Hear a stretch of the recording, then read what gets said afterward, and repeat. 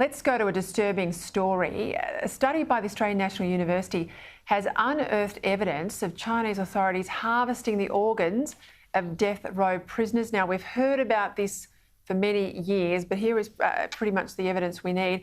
According to the study, surgeons were enlisted by the Chinese state to harvest the hearts of prisoners before they were medically brain dead. John, as I said, we've long heard the rumours and the concern in the international community. We watch with horror at Ukraine. We should be just as horrified by what's happening in China.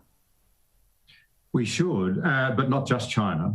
You've got to remember there's some pretty ugly stories from other parts of the world, including the sale of organs from aborted babies in the United States from one of their organisations. But you're absolutely right. People ought to go back to reading George Orwell, seriously, Animal Farm. It's a satire. It reflects on communism. All animals are equal, but some are more equal than others. Now, this strikes at the very heart of our need to understand that freedom, harmony, and a working society, a good society where people can flourish, depends quite ruthlessly, quite sort of in a way that's really hard to deny in the end, on the recognition of the worth and the dignity of every human being. And whilst I'm horrified by what we see in China, it sends off alarm bells for me, because I think we are starting in the West to start to value life according to whether it's convenient and whether we approve of it, rather than because of the intrinsic worth of every human being. Jennifer?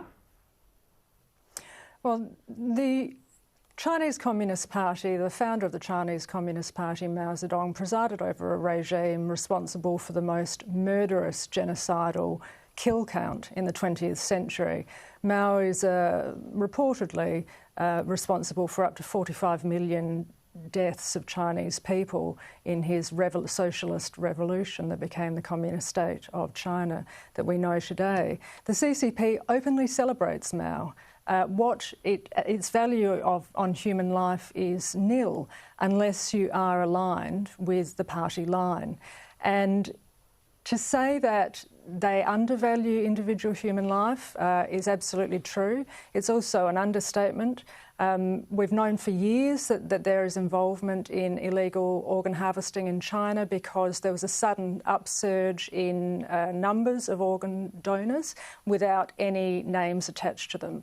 And this is just another example of how the CCP is so dangerous on the global scene, on the international scene, and how we have to be very careful about it doing deals with the Solomon Islands in our neighbourhood and flexing its geostrategic muscle, because we're in very serious trouble if it gains military power in our region or anywhere else in the world beyond its own borders.